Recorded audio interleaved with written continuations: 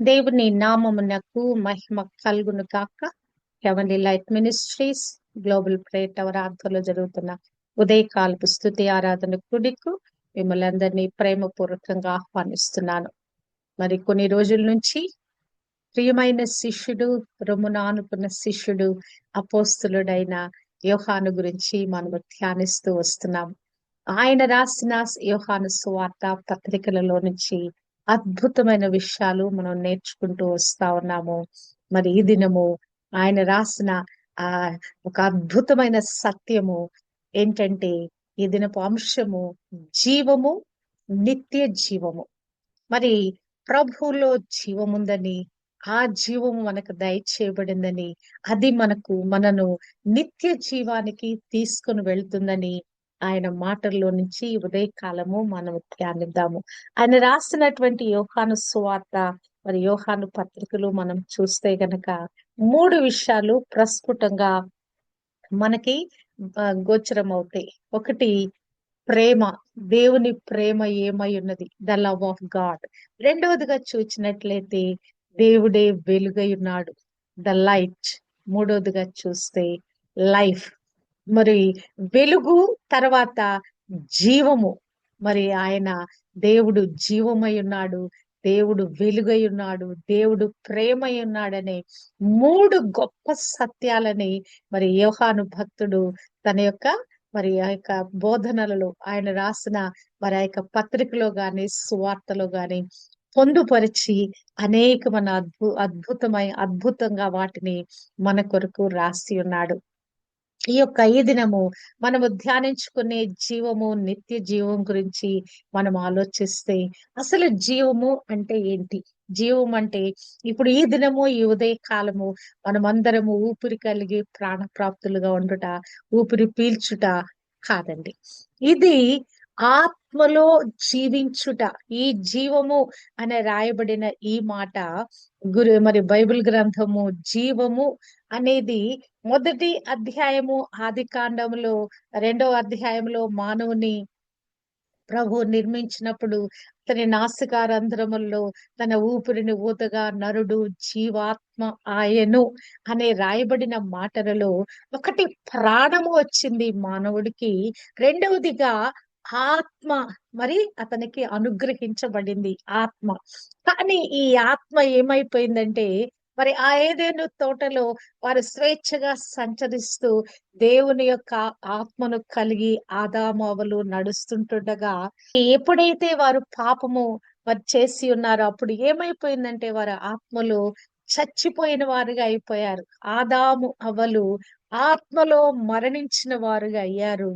తిరిగి ఆ చనిపోయిన ఆత్మీయ స్థితి నుంచి మానవుని విడిపించటానికి ప్రభు ఒక ప్రణాళిక రచించి స్త్రీ సంతానము ద్వారా ఈ లోకానికి వచ్చి, ఆయన పరలోకు నుండి భూమికి దిగి వచ్చి, ఆయనే జీవంగా వచ్చి, మరి ఆయనే ఆయనే నేనే జీవము అని ప్రకటించుకుంటూ, నేనే ఆ యొక్క జీవం ప్రసాదించువాడను, మరి మరణించినా తిరిగి లేచువాడను అని అనేక విధాలుగా ఆ జీవము గురించి ఆ దినాలలో ఉన్న ప్రజలకి బోధించుకుంటూ వచ్చాడు ప్రభు అయిన క్రీస్తు.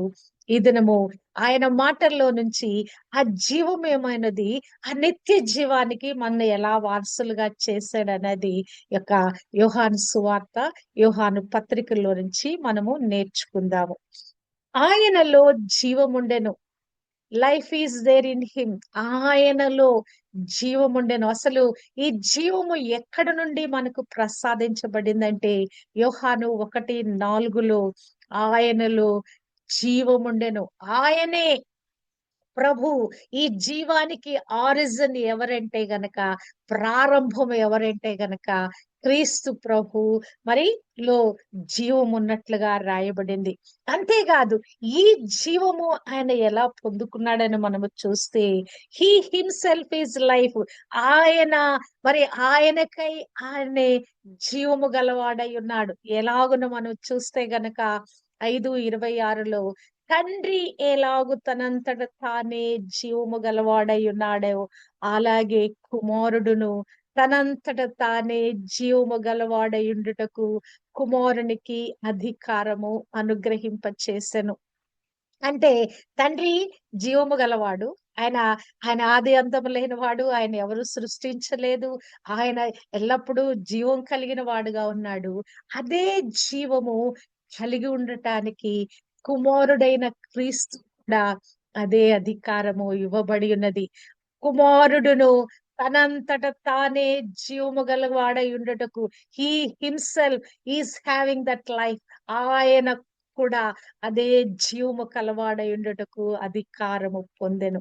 మరి అంతేకాదు, ఈ జీవము ఎక్కడ దాచబడి ఉందంటే గనక ఆయన నామమందు ఈ జీవము దాచబడి ఉన్నది. In his name the life is there. Paul భక్తుడు గూడా ఉంటాడు. మీరు పైనున్న వాటిని వెదుకుడి. ఎందుకంటే మీ జీవము ఆయన యందు దాచబడినది. అంటే క్రీస్తు ప్రభువులో మరి జీవము అనుగ్రహించబడింది. ఆయన నామములో జీవము అనుగ్రహించబడింది. ఈ ఉదయ కాలము ఎవరు ప్రభుని సేవిస్తున్నారో మరి ఆయన వారు కూడా వారి యొక్క జీవము కూడా ప్రభునందు దాచబడి ఉన్నది. యోహాను సువార్త 20:31లో చూచినట్లయితే యేసు దేవుని కుమారుడైన క్రీస్తు అని మీరు నమ్మినట్లును, నమ్మి ఆయన నామమందు జీవము పొందునట్లును ఇవి రాయబడెను. అసలు ఇవన్నీ కూడా ఈ యొక్క బైబిల్ గ్రంథంలో రాయబడిన ఈ అద్భుతమైన విషయాలు అసలు మనకెరుక ఎందుకు రాయబడినయి? ప్రత్యేకంగా ఇంత అద్భుతంగా ఆ జీవవాక్కుగా, ఒక ప్రభావంగా, ఒక శక్తిగా, ఒక తాకిడిగా మన లోపలికి పెనట్రేట్ అయ్యేటట్లుగా మన యొక్క అంతరంగాన్ని పరిశుద్ధపరిచేటట్లుగా ఈ యొక్క వాక్యము ఎలాగున మరి ఎందుకొరకు మనకు రాయబడిందంటే ఆయనే క్రీస్తు అని, పరలోకుని పంపబడిన ఆ కుమారుడైన యేసు క్రీస్తు అని మనం నమ్మునట్లుగా, నమ్మి ఆయన నామమందు జీవము పొందునట్లుగా కదా! ఇవన్నీ మనకు రాయించబడకపోతే, మనకు బోధించబడకపోతే మనం నమ్మటానికి ఒక అవకాశం లేదు. కానీ మనము నమ్మగలిగినట్లుగా నమ్మి ఆయన నామములో జీవం పొందినట్లుగా ఇవన్నీ కూడా రాయబడినాయి. ఇంకా మనం చూసినట్లయితే ప్రభువే జీవమై ఉన్నాడు. ఆయనలో జీవముండెను. కానీ ఇక్కడ రాయబడిన మాట ఆయనే జీవమై ఉన్నాడు. యోహాను 14:6లో చూస్తే నేనే మార్గము సత్యము అని చెప్తూ ప్రభు నేనే జీవమును, నా ద్వారాన తప్ప ఎవడును తండ్రి యొద్దకు రాడు. హల్లెలూయా! ఆయనే జీవమై ఉన్నాడు. ఈ జీవం మనం పొందుకోవాలంటే ఆయన ద్వారా మాత్రమే మనకు సాధ్యమవుతుంది. అంతేకాదు ప్రభు అంటున్నాడు నేనొక్క జీవాన్నొక్కటే కాదు, నేను పునరుద్ధానాన్ని కూడా. అంటే నేను జీవిస్తున్నాను. ఒకవేళ నేను మరణించాను అనుకున్నా కూడా, ఆ సమాధిలో పెట్టబడ్డాను అనుకున్నా కూడా తిరిగి పునరుద్ధానుడుగా లేవగలిగిన వాడను నేను. మరి మరణము నన్ను బంధించి ఉంచలేదు. ఎల్లప్పుడూ నేను జీవించువాడను. నేను జీవము నేనే. మరి తర్వాత పునరుద్ధానము కూడా నేనే. నా యందు విశ్వాసముంచువాడు చనిపోయినను బ్రతుకును. ఈ జీవము ప్రభు ఒక్కడే కలిగి లేడండి. ఎప్పుడైతే ఆయనందు మనం విశ్వసించామో మనము కూడా ఆ జీవము కలిగిన వారుగా, ఒకవేళ మనం చనిపోయామనుకున్నామా? లేదండి. ఈ దినము మనం బ్రతికి ఉన్నాం. ప్రభు యొక్క జీవాన్ని పొందుకున్నాం. ఎప్పుడైతే క్రీస్తు ప్రభువును మన సొంత రక్షకుడిగా అంగీకరించామో మనలో మనము కూడా జీవము కలిగిన వారుగా మార్చబడ్డాము. ఆ యొక్క పునరుద్ధానపు అనుభవంలోకి మనము నడిపించబడతా ఉన్నాం. మరి ఈ జీవాన్ని ప్రభు మనకి ఎంత అనుగ్రహింప చేశాడంటే 10:10లో చూచినట్లయితే గొర్రెలకు జీవము కలుగుటకును అది సమృద్ధిగా కలుగుటకును నేను వచ్చితినని మీతో నిశ్చయముగా చెప్పుచున్నాను. ప్రభు ఇచ్చేటువంటి ఈ జీవము ఎటువంటి జీవం అంటే ఎంత జీవాన్ని దేవుడు మనకిస్తున్నాడంటే అబండెన్స్ ఆఫ్ లైఫ్, అంటే సమృద్ధి, కొలత లేనటువంటి ఆ జీవాన్ని ప్రభువు మనకి ఇచ్చుటకు ఆయన వచ్చాడంట. పరలోకం నుంచి భూమికి దిగి వచ్చిన కారణం ఏంటంటే, నీ కొరకు, నా కొరకు సమృద్ధి అయిన జీవాన్ని ఇచ్చుటకు ఆయన వచ్చి ఉన్నాడు. హల్లెలూయా! హల్లెలూయా! అంటున్నాడు, ఎలాగున ఈ జీవము, ఈ సమృద్ధి అయిన జీవము మనకు అనుగ్రహించబడిందంటే, పరలోకం నుండి దిగి వచ్చుట ద్వారా ఆ యొక్క ఆ జీవాన్ని, ఆ సమృద్ధి అయిన జీవాన్ని మనం పొందుకుంటున్నాం. ఆయనే పరలోకం నుండి దిగి వచ్చుట ద్వారా 6:33లో అంటున్నాడు, పరలోకము నుండి దిగి వచ్చి లోకమునకు జీవమునిచ్చినది దేవుడు అనుగ్రహించు ఆహారమై ఉన్నదని మీతో నిశ్చయముగా చెప్పుచున్నానని వారితో అనెను. అంటే ప్రభువే ఒక ఆహారంగా ఈ మానవాళి యావత్తు కొరకు ఆహారంగా ఆయన దిగి వచ్చాడంట. 6:51లో అంటాడు, పరలోకము నుండి దిగి వచ్చిన జీవాహారము నేనే. అంటే ఈ జీవము మనకెక్కడుందంటే ఆయన ఇచ్చే ఆ జీవాహారము ద్వారా ఈ జీవాన్ని మనం పొందుకుంటా ఉన్నాం. మరి ఇది తింటే గనక మనము చావము. 6:50లో అంటాడు, దీనిని తినువాడు చావకుండునట్లు పరలోకము నుండి దిగి వచ్చిన ఆహారం ఇదే. ఆయనలో జీవముండెను. ఆయనే జీవమై ఉండెను. ఆయనే మరేం చేస్తున్నాడు? ఆయన పునరుద్ధానుడై ఉన్నాడు. అంతేకాదు ఆయన నామమందు జీవముండెను. ఆయనే జీవాహారమై ఉండెను. హల్లెలూయా! ఈ ఆహారము భుజించితే వాడెల్లప్పుడును జీవించును. నేనిచ్చు ఆహారము లోకమునకు జీవము కొరకైన నా శరీరమే అని మీతో నిశ్చయముగా చెప్పుచున్నాను. ఈ జీవాహారం ఏంటి? పరలోకం నుంచి దిగి వచ్చిన ఈ జీవాహారం ఏంటంటే గనక ఇది నా శరీరమే. ఏదైతే రక్త మాంసాలు నేను ధరించి ఈ భూమి మీద నరావతారిగా నేను వచ్చి ఉన్నానో, ఈ నా శరీరమే మీకు జీవము కొరకైన ఆహారం అని ప్రభువు సెలవిస్తున్నాడు. అంతేకాదు మరి మరి శరీరము ఒక్కటే మీరు తింటే మీరు జీవము కలిగిన వారు కాదు. సాధారణంగా మనము ఆహారం తీసుకుంటాం. ఆహారం తీసుకున్న తర్వాత నీళ్లు తాగకపోతే మనకు ఆహారము జీర్ణమవుద్దా? తప్పనిసరిగా నీళ్లు అనేది మరి మానవుడికి తప్పనిసరిగా అవసరమైనటువంటిది.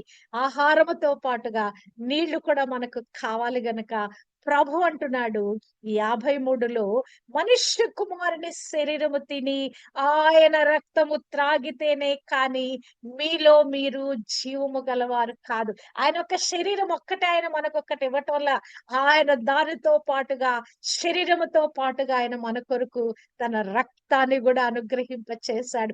ఎప్పుడైతే ఈ శరీరము తిని ఈ రక్తాన్ని మనం పానము చేస్తున్నామో అప్పుడు మనము జీవము గలవారుగా మార్చబడుతున్నాం. ఆయన నామమందు విశ్వసించుట ద్వారా మనము జీవం పొందుకున్నాము.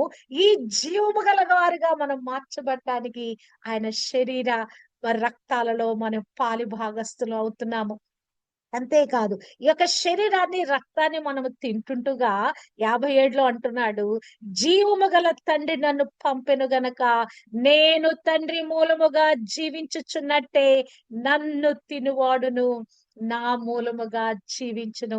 ఆ రక్త మాంసాలలో మనం పాలుభాగస్తులు అవుతుంటుండగా ప్రభు ఎట్టి విధంగా తండ్రి యొద్ద నుండి ఆయన ఎట్టి జీవము గలవాడై ఉన్నాడో కుమారుడును అట్టి జీవము గలవాడై ఉన్నట్టుకు అధికారము పొందెను అని రాయబడిన వాక్కు ఆయన తండ్రి మూలముగా ఎలా జీవిస్తున్నాడో నీవు నేను కూడా ఈ శరీర రక్తాలలో మనం పాలు భాగస్థులైనప్పుడు నన్ను తినువాడును నేను ఎట్టి విధంగా జీవించుచున్నానో తండ్రి మూలముగా నన్ను తినువాడును నా మూలముగా జీవించును. హల్లెలూయా! హల్లెలూయా! ఈ యొక్క రక్త మాంసాలను మనం తీసుకునుట అంటే అర్థం ఏంటంటే ఆయనను కంప్లీట్ గా అంగీకరించుట. ఎనీవన్ బిలీవ్స్ ఇన్ హిమ్, ఆయన కంప్లీట్ గా అంగీకరించుట ద్వారా 1 యోహాను 5:11లో అంటాడు, దేవుని కుమారుని అంగీకరించువాడు జీవము గలవాడు. హల్లెలూయా! ప్రభుని దినము స్వంత రక్షకుడిగా అంగీకరించి ఉన్నావా? నీవు నేను జీవము గలవారిగా ఉన్నాం. ఈ ఉదయ కాలము మన ప్రాణాన్ని బట్టి మనము ఏదో చలిస్తున్నాం, మాట్లాడుతున్నాం, ఊపిరి కలిగున్నాం కాదండి. మన ఆత్మలలో ఆ జీవం మనం కలిగున్నాం గనక ఈ ఉదయ కాలం ప్రభువులో ఉన్న ఆ జీవాన్ని మనం పొందుకుంటూ, ఆ సమృద్ధి అనే జీవాన్ని మనం పొందుకుంటూ, ఆయనలో దినదినము మనం బలపరచబడుతూ, ఆయనలో నూతన పరచబడుతూ, ఆయనలో ఆ సమృద్ధి అనే జీవం ద్వారా మనం ముందుకు కొనసాగటానికి దేవుడు మనకి కృప దయచేస్తా ఉన్నాడు. దేవుని కుమారుని అంగీకరించు వాడే జీవము గలవాడు. ఒకవేళ దేవుని కుమారుని అంగీకరింపటలేదా? వాడిలో జీవము లేదు. హల్లెలూయా! ఇంకొకటి మనం జీవం కలిగి ఉండటానికి దేవుడు ఒక ప్రాథమికమైన ఆజ్ఞను మనకిస్తా ఉన్నాడు. మొదటి యోహాను 3:14లో చూస్తే, మనము సహోదరులను ప్రేమించుచున్నాము గనుక మరణములో నుండి జీవములోనికి దాటి ఉన్నామని ఎరుగుదుము. హల్లెలూయా! ఈ జీవంలో మనం కొనసాగాలంటే మనం ఏం చేయాలంటే, దేవుడు మరి ఇచ్చిన 2 ఆజ్ఞలలో ప్రాముఖ్యమైన 2 ఆజ్ఞలలో రెండవ ఆజ్ఞను మనము కంపల్సరీ పాటించి తీరాలి. దేవుని ప్రేమిస్తున్నాం, దేవుని కొరకు జీవిస్తున్నాం. మరి ఆయన కొరకే మన జీవిత యాత్ర కొనసాగింప చేస్తున్నాం. ఈ రెండవ ఆజ్ఞను గనక మనం పాటించకపోతే మరి మన యొక్క ఈ యొక్క జీవిత యాత్ర మనకి అది ఫలభరితంగా ఉండదండి. ఆ జీవాన్ని మనం పొందుకొని నిరంతరము ఆ జీవములో ఆ మరణాన్ని గెలిచి లేచిన అనుభవంలో మనం ఉండాలంటే ఏం చేయాలండి? మన పొరుగువానిని, మన సహోదరుని ఖచ్చితంగా మనము ప్రేమించి తీరాలి. కదా! ఆ సహోదరులు ప్రేమిస్తే మనము మరణములో నుండి జీవములోనికి దాటి ఉన్నామని ఎరుగుదుము. అంటే ఆజ్ఞను పాటిస్తే ఖచ్చితంగా మరణము నుంచి జీవంలోకి దాటించబడ్డామనే ఆ నిశ్చయితను మనం పొందుకుంటాం. ప్రభు అంటున్నాడు, నేను చెప్పే ఈ మాటలన్నీ ఏదైతే ఈ యొక్క జీవము గురించి నేను పలుకుతున్నానో అని మరి యోహాను భక్తుడి ద్వారా రాయించిన ఈ మాటలన్నిటి గురించి ప్రభు అంటున్నాడు 6:33లో, నేను మీతో చెప్పిన మాటలన్నీయు ఆత్మయు జీవమునై ఉన్నవి. హల్లెలూయా! ఎక్కడ మనం చనిపోయామో ఆదాము పాపాన్ని బట్టి ఆత్మలో మనం చనిపోయాము. తిరిగి ఆత్మలో మనము జీవింప చేయటానికి ఈ యొక్క జీవవాక్కు మనకి ఇవ్వబడింది.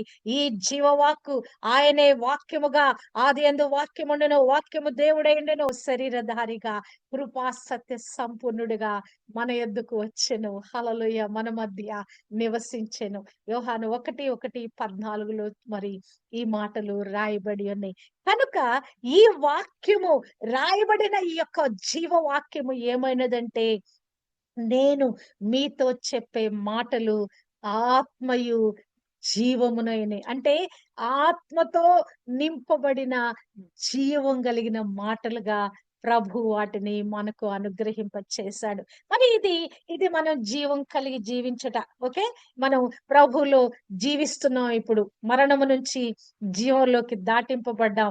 బ్రతికినా చనిపోయినా ప్రభువారుగా ఉన్నాం మనము. ఇప్పుడు ఇక్కడ కన్ను మూసినా గూడా పరలోకంలో మనం కన్ను తెరుస్తాం. కాబట్టి మనం చనిపోతామని అసలు దిగులు పడాల్సిన వీలే లేదు. మానవునికి ఉండే ఒక గొప్ప భయమేంటంటే, నేను చచ్చిపోతానేమో, ఒకవేళ చనిపోతే మరి ఎక్కడ నేను నరకాగ్నికి వెళ్ళిపోతానో ఒక భీతి, ఒక భయము మానవుని వెంటాడుతా ఉంటది. కానీ మనము ఇప్పుడు జీవిస్తున్నాము, చనిపోయినా కూడా జీవించే ఉంటాం. దానినేమంటారంటే నిత్య జీవము అంటారు. హల్లెలూయా! ఈ ఈ జీవంలో ప్రభు యొక్క జీవంలో కొనసాగుతున్న మనము నిత్య జీవానికి మరి వారసులమైనాం. నిత్య జీవములో నిరంతరము మనము జీవించనయున్నాం. మరి ఈ యొక్క జీవం మననేం చేస్తుందంటే నిత్య జీవములోనికి తీసుకొని వెళతా ఉన్నది. మొదటి యోహాను పత్రిక 1:2లో చూస్తే యోహాను భక్తుడు ఈ స్టేట్మెంట్ ఇస్తున్నాడు. ఆ జీవము ప్రత్యక్షమాయెను. తండ్రి యొద్ద ఉండి మాకు ప్రత్యక్షమైన ఆ నిత్య జీవమును చూచి ఆ జీవమును గూర్చి సాక్ష్యమిచ్చుచు దానిని మీకు తెలియపరచుచున్నాము. హల్లెలూయా! ఈ జీవము మాకు ప్రత్యక్షమైనది. ఎలాగున శరీరధారిగా మాకు ప్రత్యక్షమైనది. తండ్రి యొద్ద నుంచి దిగి వచ్చిన ఈ యొక్క జీవము మాకు ప్రత్యక్షమవుట ద్వారా అదేమైందంటే నిత్య జీవానికి మమ్మల్ని కొనిపోతా ఉన్నది. ఆ నిత్య జీవానికి వెళ్ళుట మేము చూచి, ఆ జీవము గురించి మేము సాక్ష్యం ఇచ్చుచు దానిని మీకు తెలియపరచుచున్నావా. ఎంత అద్భుతమైన సత్యమో చూడండి. వారు ఆ జీవాన్ని ప్రత్యక్షంగా పొందుకున్నారు. ఆ ప్రత్యక్షత పొందుకున్న ఆ జీవము ఎక్కడికి వారిని తీసుకెళ్తుంది? నిత్య జీవానికి వెళ్ళుట వాళ్ళు చూచట. దానిని గురించి, ఆ జీవమును గూర్చి, ఆ నిత్య జీవానికి తీసుకొని వెళ్ళే ఆ జీవ ప్రదాత అయిన క్రీస్తు ప్రభువుని వాళ్ళు మరి స్వయంగా అనుభవిస్తూ ఆ ప్రత్యక్షతను పొందుకున్న వారే దానిని మనకు కూడా తెలియపరుచుచున్నారు. హల్లెలూయా! హల్లెలూయా! ఎంత అద్భుతమండి. మన కొరకు మరి మరి జరగబోయే సంభవాలు, ఇప్పుడు మనం అనుభవిస్తున్న అనుభవాలను మరి యొక్క బైబిల్ గ్రంథము మన కొరకు ఎంతో స్పష్టంగా బోధించిందండి. అంతేకాదు ఒక గొప్ప వాగ్దానము మనకేమి దయచేయబడిందంటే, మొదటి యోహాను 2:25లో నిత్య జీవము అనుగ్రహింతుననున్నది ఆయన మనతో చేసిన వాగ్దానము. మనకు చేసిన వాగ్దానము. ఆయన ఒక గొప్ప వాగ్దానం మన కొరకు ఏం చేశాడంటే, మిమ్మలను జీవములో జీవింప చేయటమే కాదు గాని నిత్య జీవానికి మిమ్ములు తీసుకొని వెళతాను. నిత్య జీవం మీకు అనుగ్రహింప చేస్తానని గొప్ప మరి యొక్క వాగ్దానము దేవుడు మరి క్రీస్తు ప్రభువు ద్వారా మనకు అనుగ్రహింప చేస్తున్నాడు. నిత్య జీవము అనుగ్రహింతుననుదయే ఆయన తానే మనకు చేసిన వాగ్దానము. అంటే మనము ఈ జీవములో ఉండటమే కాదు గాని నిరంతరము జీవించేటువంటి ఆ వాగ్దానము మనము స్వతంత్రించుకొనగలిగి ఉన్నాం. స్వతంత్రించుకుంటాం. ఇక్కడ చూచినట్లయితే ఈ యొక్క నిత్య జీవము మనం ఎలాగున మరి దీన్ని మనము ఎలాగున ఈ వాగ్దానాన్ని మనం స్వతంత్రించుకుంటామంటే, మొదటి యోహాను 5:9 అంటాడు. 9:10 దేవుని కుమారుని యందు విశ్వాసముంచువాడు తనలోని ఈ సాక్ష్యము కలిగి ఉన్నాడు. హల్లెలూయా! ఈ వాగ్దానాన్ని స్వతంత్రించుకు మరికున్నాడు అనేటువంటి ఈ యొక్క వాగ్దానం మనం ఎలా పొందుకోగలమంటే, మనము విశ్వసించుట ద్వారా, దేవుని కుమారుని యందు విశ్వసించుట ద్వారా తనలోనే ఈ సాక్ష్యము కలిగి ఉన్నాడు. ఆ సాక్ష్యం ఏదనగా మనకు దేవుడు నిత్య జీవము దయచేసెను. ఈ జీవము ఆయన కుమారుని యందున్నది. హల్లెలూయా! ఈ నిత్య జీవానికి వెళ్ళటానికి మార్గము ఎవరంటే జీవమైన యేసు క్రీస్తు ప్రభు. ఈ సాక్ష్యం ఏంటంటే, మనలో విశ్వసించిన మనలో ఈ సాక్ష్యం మనం కలిగి ఉన్నాం. ఏ సాక్ష్యం కలిగి ఉన్నాం? జీవము కలవారమై ఉన్నాము మనము కూడా అనేటువంటి ఆ సాక్ష్యాన్ని మనం కలిగి ఉన్నాము. ఈ జీవము కుమారుడైన క్రీస్తు యందున్నది. ఈ జీవాన్ని మనకు అనుగ్రహించబడింది.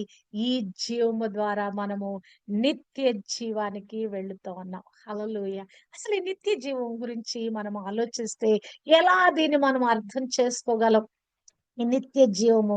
అసలంటే ఏంటి? నిత్య జీవం అంటే ఏంటంటే గనక ప్రభు సింపుల్‌గా 2 మాటల్లో చెప్తా ఉన్నాడండి. యోహాను సువార్త 17 అధ్యాయములో తండ్రికి ప్రార్థన చేస్తూ అక్కడ ఒక చక్కని మాట 3వ వచనంలో అంటాడు. అద్వితీయ సత్య దేవుడువైన నీవు పంపిన యేసు క్రీస్తును ఎరుగుటయే నిత్య జీవము. మనం ఎప్పుడో చనిపోయినాక నిరంతరం ఆయనతో కలిసి జీవిస్తాము. యుగ యుగములు ఆయనతో ఉంటామనేటువంటి ఆ వాగ్దానము మనము ఈ దినం స్వతంత్రించుకోవాలంటే, దాన్ని మనం అర్థం చేసుకోవాలంటే ఇక్కడ ఏమంటున్నాడంటే ప్రభు ఉమ్, అద్వితీయ సత్య దేవుడువైన నిన్ను అయ్యా, నువ్వు సత్యదేవుడువు, నువ్వు అద్వితీయ దేవుడవు, నిన్ను అర్థం చేసుకొనుట, నీవు పంపిన యేసు క్రీస్తును ఎరుగుటయే నిత్య జీవము. హల్లెలూయా! నిరంతరము మనము ఆ నిత్య జీవంలో నివసించబోతున్నాం అనేది మనము ఎలా గ్రహించగలమంటే, ఆయన ఎరుగుట ద్వారా, ఆయనలో ఉన్న జీవాన్ని గ్రహించుట ద్వారా, ఆ జీవాన్ని మనం పొందుకొనుట ద్వారా, ఆ జీవములో మనము జీవించుట ద్వారా మనము ఆ నిత్య జీవానికి మనము వారసులం అవుతున్నాము. ఇక్కడ ప్రభు అంటున్నాడు మరి 2వ వచనములో, నీ కుమారుడు నిన్ను మహిమపరచునట్లు నీ కుమారుని మహిమపరచునము. నీవును నీ కుమారునికిచ్చిన వారందరికీ ఆయన నిత్య జీవము అనుగ్రహించున్నట్లు సర్వ శరీరుల మీదను ఆయనకు అధికారం ఇచ్చితివి. ప్రభు తను దాని గురించి చెప్పుకుంటున్నాడు. అయ్యా, నేను మహిమపరచాను. ఈ లోకంలో జీవించినంత కాలం నీ కుమారుడైన నన్ను కూడా మహిమపరచు. నీవు నీ కుమారునికి ఇచ్చిన వారందరికిని ఆయన నిత్య జీవము అనుగ్రహించున్నట్లు. హల్లెలూయా. ఎవరైతే ఈ జీవాన్ని పొందుకున్నారో ప్రతి ఒక్కరు కూడా నిత్య జీవం పొందుకుంటారు. అందరికీ కూడా ఈ నిత్య జీవం అనుగ్రహించటానికి సర్వ శరీరుల మీద ఆయనకు అధికారం ఇవ్వబడింది. ప్రభు అయిన క్రీస్తుకు సర్వ శరీరుల మీద అధికారం ఇవ్వబడింది. ఏం అధికారము? అందరినీ నిత్య జీవములోకి తీసుకుని వెళ్ళటానికి ఆయనకి అధికారం అనుగ్రహించబడింది. అసలు ఇది ఎలాగున సాధ్యమవుందని చూస్తే గనక ప్రభు ఆ సిలువలో ఎత్తబడుట ద్వారా ఈ నిత్య జీవాన్ని మనం స్వతంత్రించుకోవటానికి దేవుడు మార్గము సరళము చేశాడు.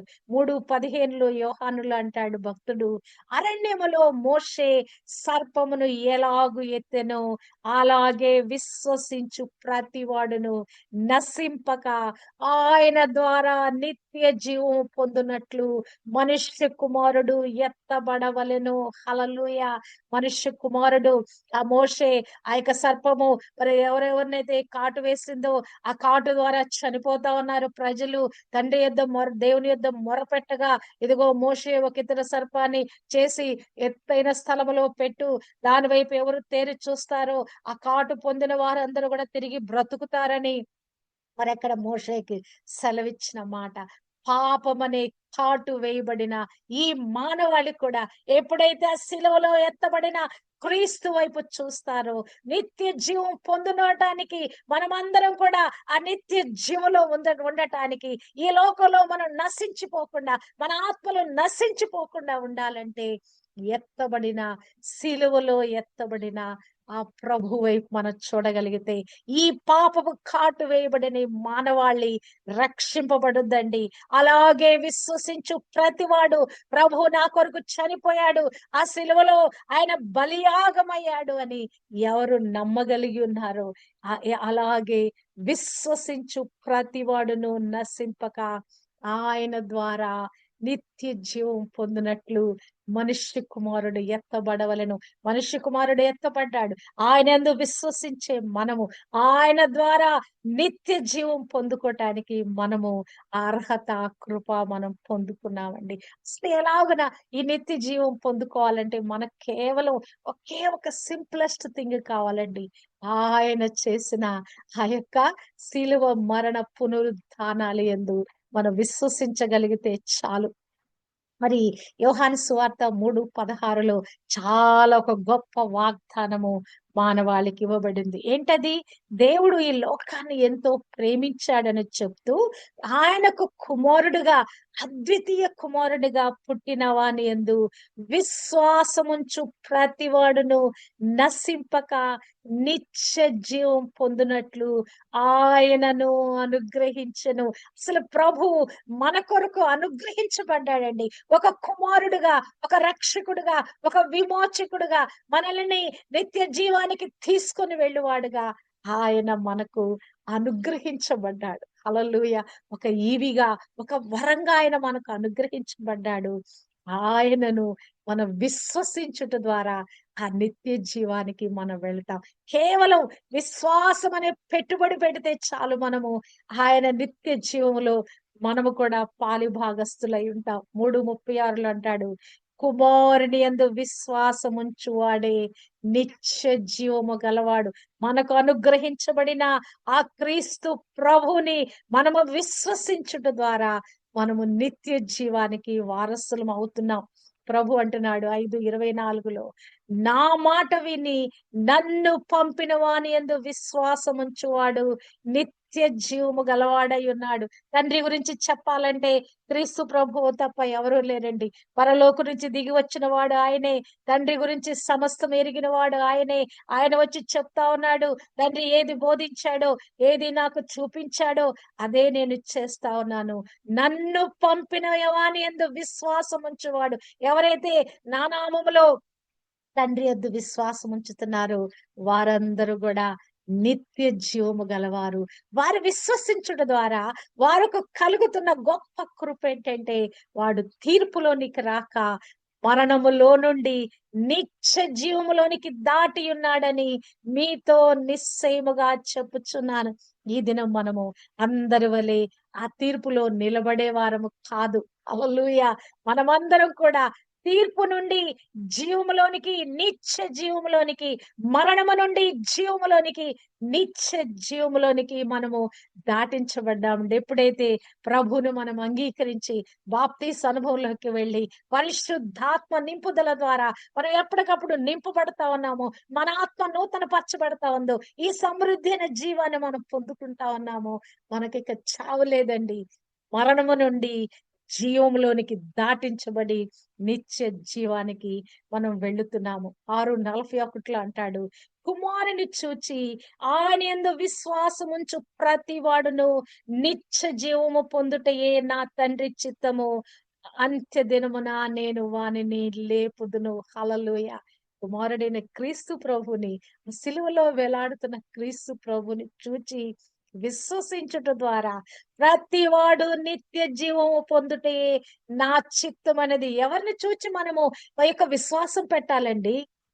ఆ యొక్క దొంగ, మరి పరివర్తన కలిగిన దొంగ ప్రభువును చూచి ఎట్టి విధంగా విశ్వసించాడు. యేసు, నీ రాజ్యంలోకి వచ్చినప్పుడు నన్ను చేర్చుకో అంటే ఇన్‌స్టాంట్ గా అదే క్షణంలో అతనికి ఆ పరదైసు, ఆ నిత్య జీవము అనుగ్రహించబడిందండి. నమ్మిన వెంటనే, ప్రభు రక్షకుడు అని నమ్మిన వెంటనే అతనికి ఎటువంటి కృప కలిగిందో, ఇన్‌స్టాంట్ మిరకల్, ఆయనలో ఎటువంటి ఆ రక్షణ కొరకైన అద్భుతం జరిగిందో, విశ్వసించుట ద్వారా, కుమారుని యందు విశ్వసించాలన్నది ప్రతి ఒక్కరు కూడా విశ్వసించి నిత్య జీవం పొందాలని తండ్రి చిత్తమన్నది. అందుకే కుమారుడిని మన కొరకు అనుగ్రహింప చేశాడు. ఏంటి ఆ తండ్రి చిత్తం అంటే, మనమందరం కూడా ఇక్కడ ఏదో చనిపోయి ఇక తిరిగి భూమిలోకి వెళ్ళి మట్టిగా అయిపోవటం కాదు దేవుని చిత్తము. మనమందరం కూడా నిత్య జీవము, ఆత్మలో జీవము కలిగిన వారై అంత్య దినమున లేపబడుట దేవుని యొక్క ఉద్దేశమున్నది. ఎవరైతే విశ్వసిస్తున్నారో అంత్య దినమున నేను వానిని లేపెదను. అంటే మరణము మన మీద ప్రభావితం చేయదు. మరణములో నుంచి మనము జీవంలోకి దాటించబడ్డామంటే అంత్య దినమున మనము లేపబడిన వారు గుంపుగా 6:48 విశ్వసించువాడే నిత్య జీవము కలవాడు. హల్లెలూయా! ఈ నిత్య జీవానికి మనం వారసులుగా చేయబడ్డామంటే ఆయన నమ్ముటే, ఆయన విశ్వసించుటే, ఆయన చేసిన ఆ రక్షణ బలియాగాన్ని మనం విశ్వసించువాడే నిత్య జీవము గలవాడు. ఎంత సింప్లెస్ట్ థింగ్ అండి. అందుకే చెప్తున్నాడు 6:27 అంటున్నాడు, క్షయమైన ఆహారము కొరకు కష్టపడకుడు గాని నిత్య జీవము కలుగ చేయు అక్షయమైన ఆహారము కొరకే కష్టపడుడి. మనుష్య కుమారుడు దానిని మీకిచ్చును. ఇందుకై తండ్రి అయిన దేవుడు ఆయనకు ముద్ర వేసి ఉన్నాడని చెప్పెను. హల్లెలూయా! అంటే ఏంటి? మనం కష్టపడాల్సిందని, ఏమి కష్టపడాల్సిన అవసరం లేదు. దేని కొరకు మనం కష్టపడాలి? ఆయన చేసిన ఆ రక్షణ ప్రణాళికను, ఆయనలో జీవాన్ని, మన నిత్య జీవానికి తీసుకొని వెళ్ళే, మరణము నుంచి జీవానికి దాటించబడిన మనము నిత్య జీవానికి తీసుకొని వెళ్ళబడతామని మనం నమ్ముట ద్వారా, ఆయన శరీర రక్తాలలో పాలి భాగస్లవుట ద్వారా ఈ నిత్య జీవాన్ని మనం పొందుకుంటాము. ఆ నిత్య మహిమలో ఆయనతో కలిసి యుగ యుగములు మనము జీవిస్తాము. హల్లెలూయా! ఇక్కడ అసలు మనం చేయవలసింది ఏమైనా ఉందా? కష్టపడాల్సింది ఏమైనా ఉందా?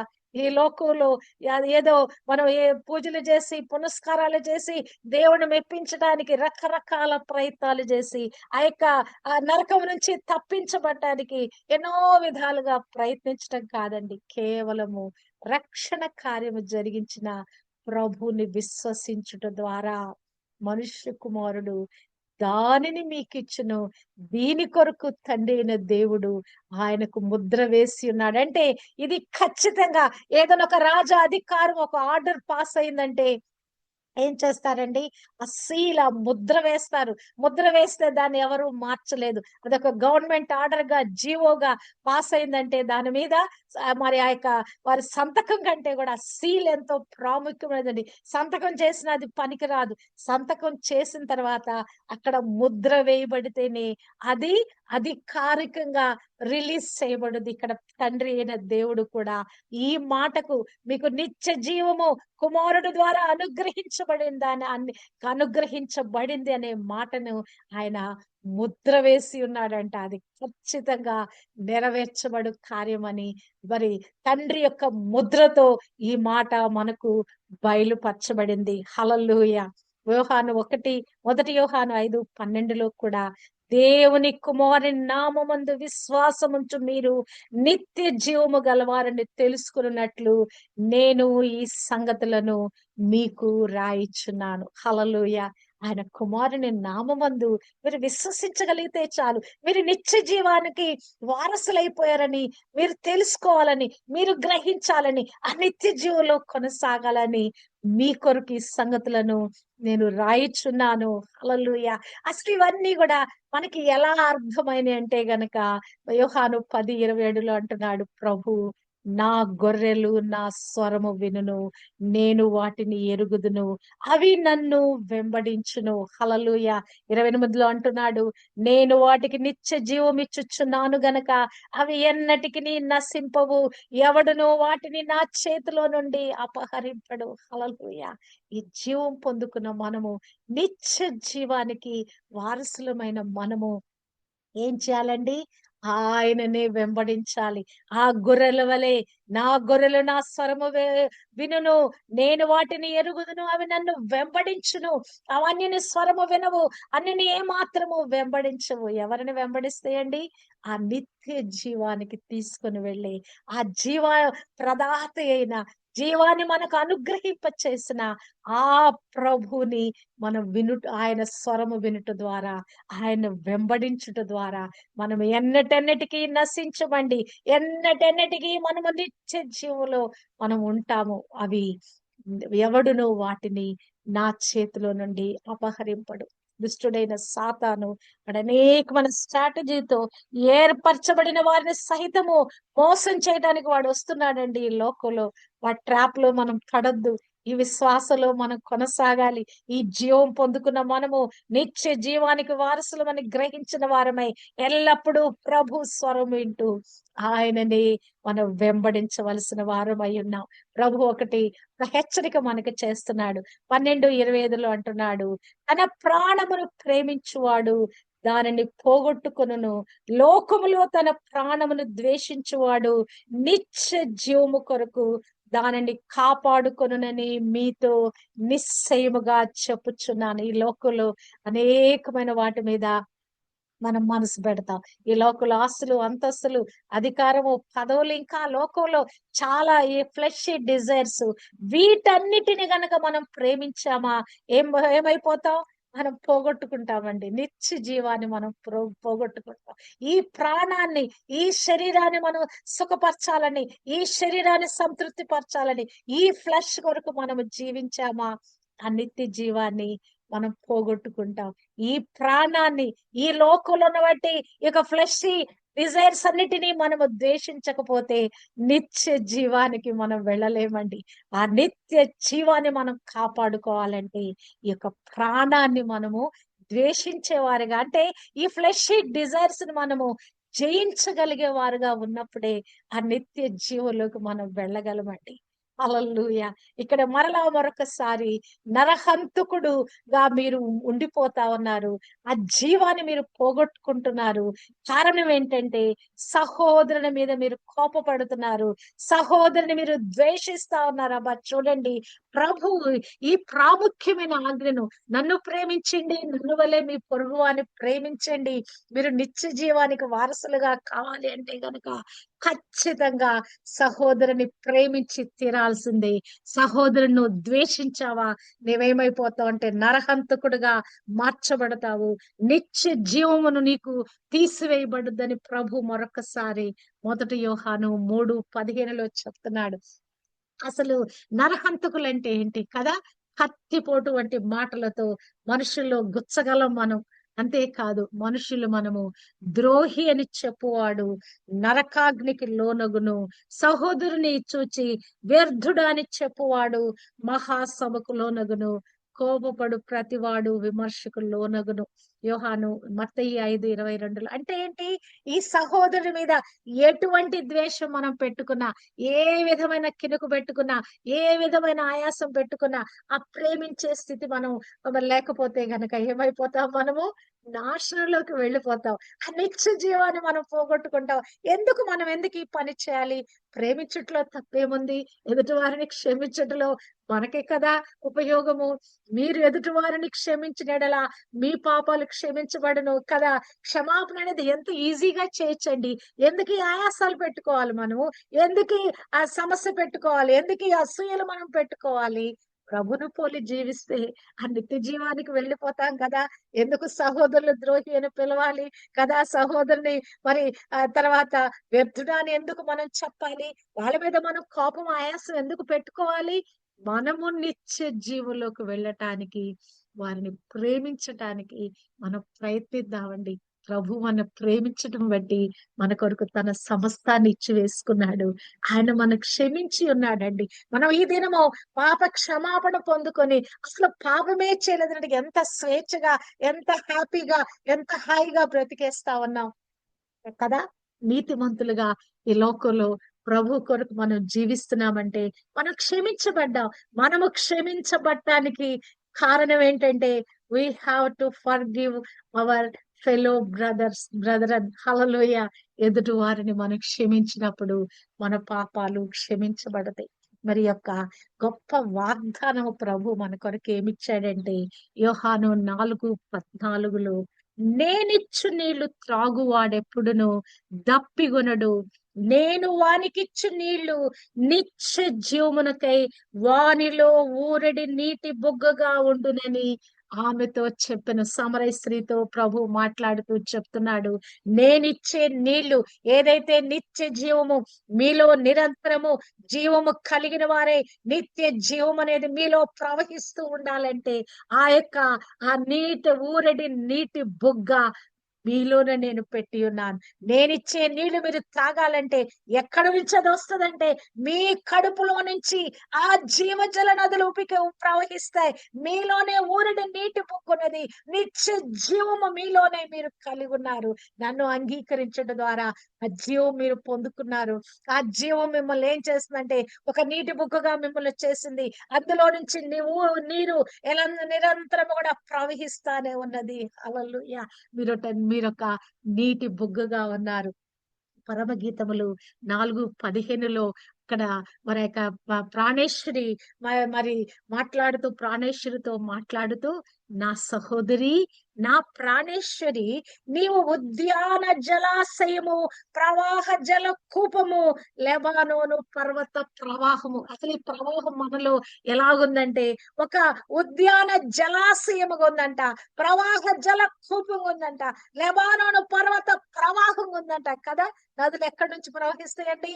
ఎక్కడో పర్వతాలలోంచి, కొండలలోంచి పుట్టి అవి సన్న జలధారగా వచ్చి ఒక పెద్ద ప్రవాహంగా అవుతుంది. మనలో కూడా జీవ నది, మనలో ఊరిని నీటి బొగ్గుగా ఉన్న జీవ జల నది మనలోంచి ప్రవహిస్తా ఉన్నదండి. మనలో పొంగి పొరలి అది అనేక మందిని తాకుతా ఉంది. అనేక మందికి స్వస్థలు, అనేక మంది రక్షణ కొరకైన మాటలు పలకటానికి మనలో నీరెడి ఊట బొగ్గగా ఎల్లప్పుడూ కూడా మనలో అది ఒక నిత్య జీవం కొరకు మనలో పొంగి పొరలి ప్రవహిస్తా ఉన్నది.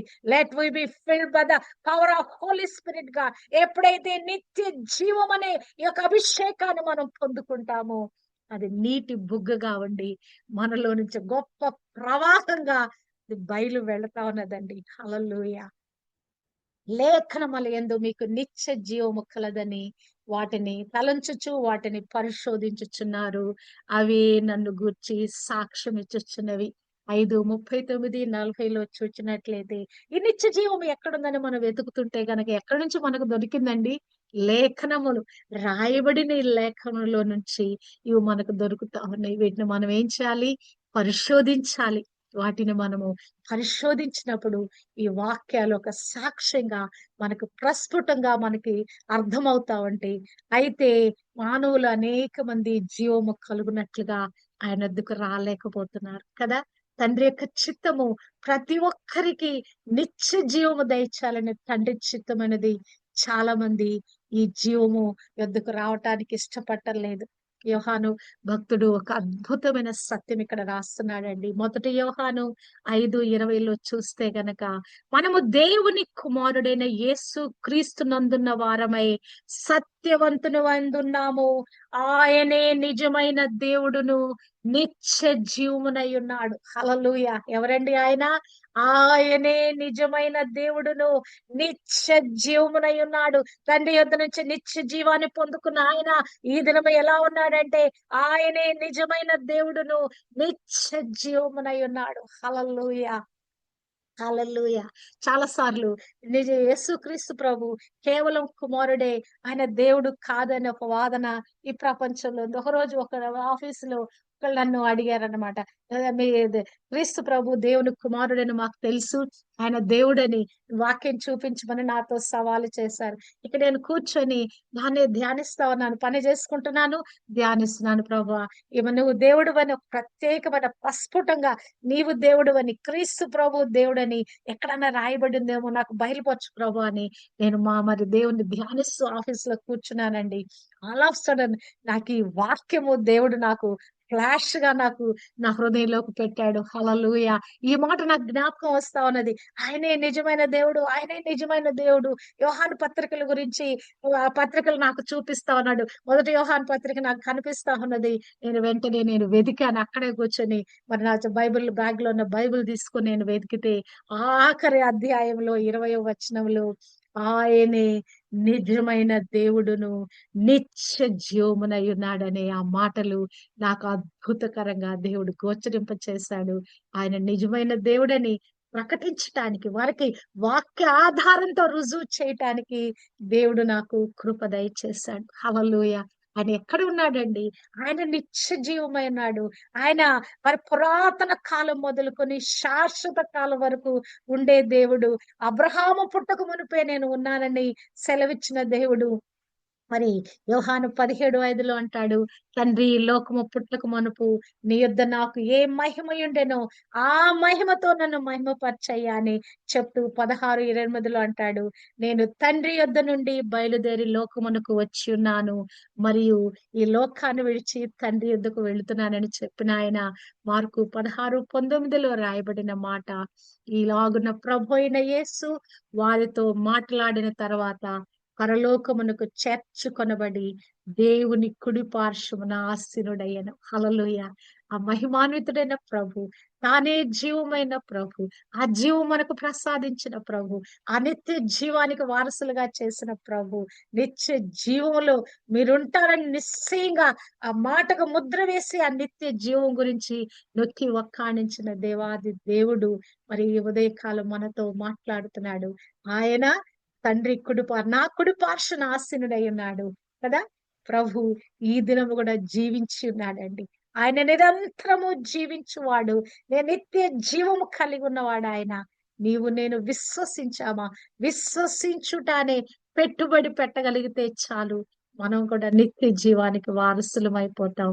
కండిషన్ ఏంటంటే, సహోదరులను మన వలె మన పొరుగు అని మనం ప్రేమించాలి, ఎవరిని ద్వేషించకూడదు, ఎవరి మీద మనం కినుకు పడకూడదు, ఆయాస పడకూడదు.